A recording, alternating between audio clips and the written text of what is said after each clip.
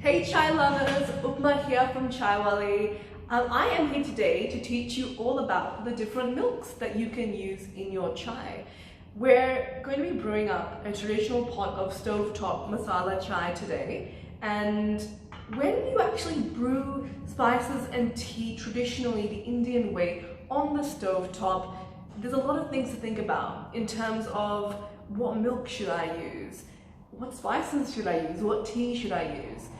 And when you use different types of milks and you bring it to a high heat in a saucepan like this, it might separate. And that's what I'm here to explain to you today. What milks separate and what milks don't.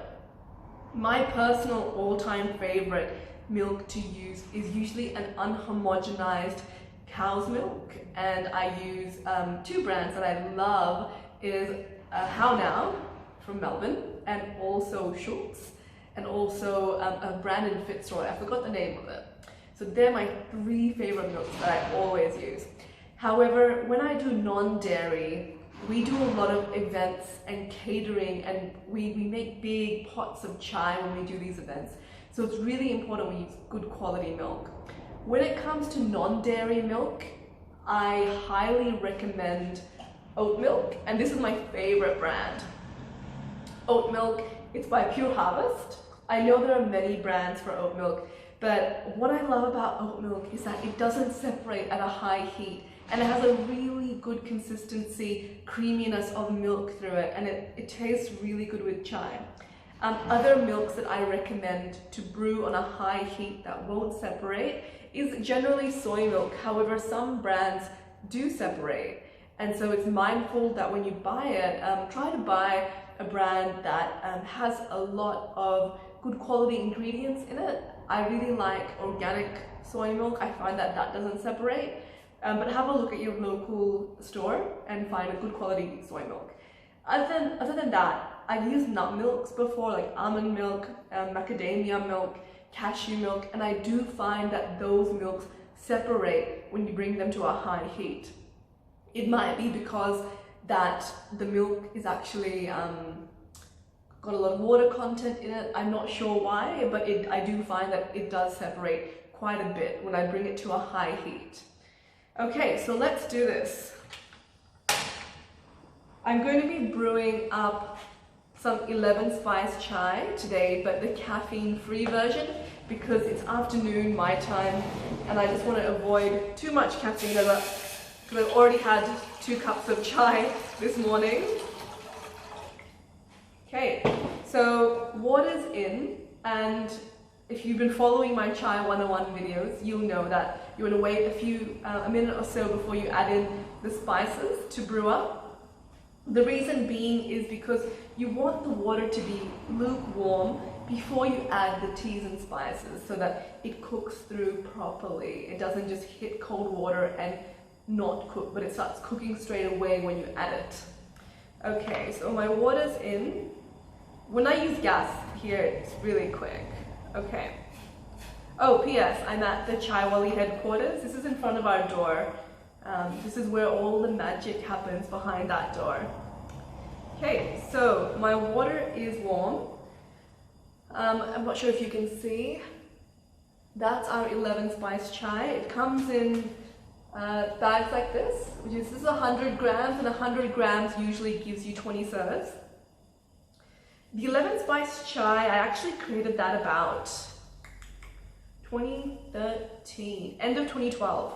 So I created this blend about 7 to 8 years ago, and it's my grandfather's recipe. He was an Ayurvedic homeopathic doctor who specialized in natural teas and medicines, and this was one of his blends that he used to sell, and I love it. It's my daily go-to chai, and 8 years later it's won gold medals at many tea awards. I love it.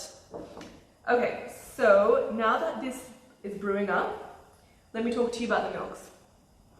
So today here I've got an organic dairy milk.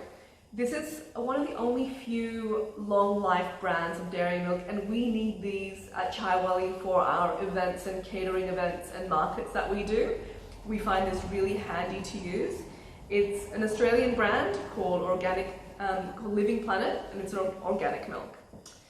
Now, oat milk, I love it, and I also have read that it is quite a sustainable drink as well. It doesn't use as much water content as other milks, other non-dairy milks do, so do check it out.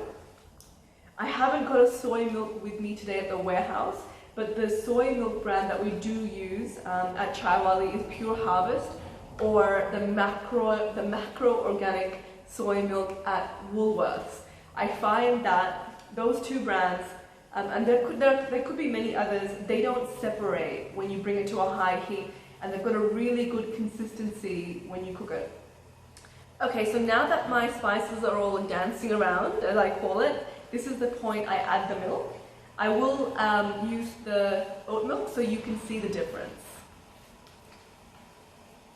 Okay, and if you do want to know how to brew a pot of chai properly, the right measurements, there is a video in our series called How to Brew Chai.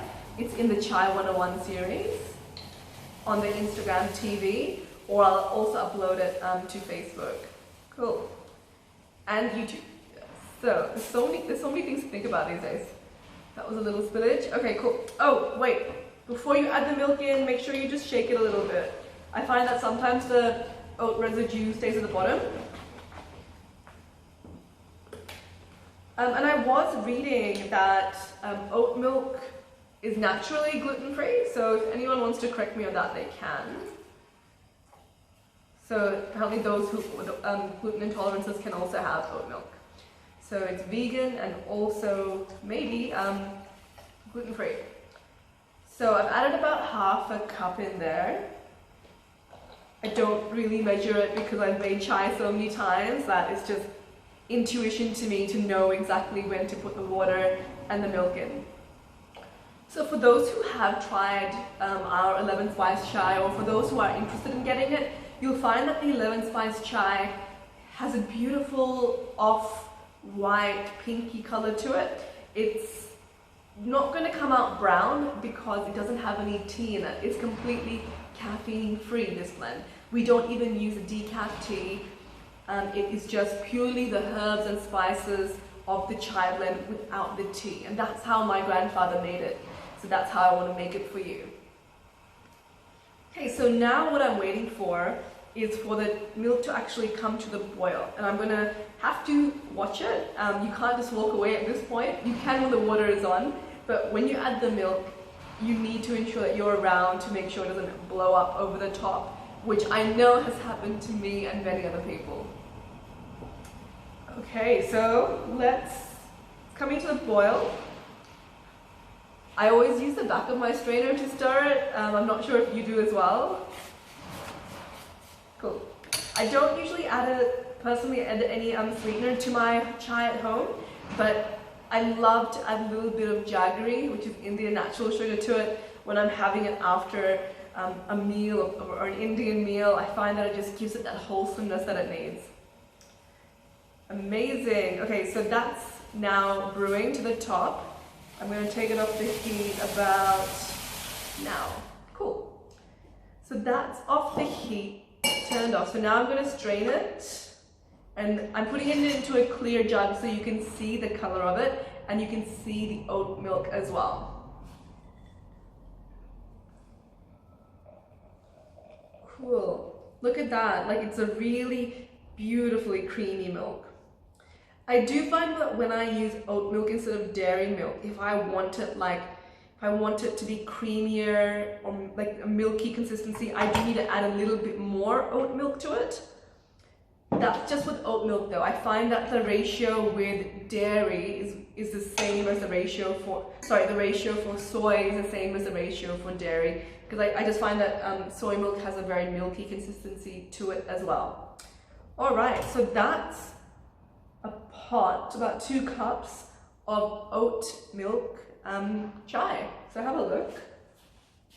Let me bring it closer to you. Yummy, yummy, yummy. So you can see it hasn't separated. There is some residue in there, but that does come from the oat milk. I find that it's a really yummy taste. You can add some honey or jaggery to it when you're drinking it, dip some cookies into it. It's just really nice.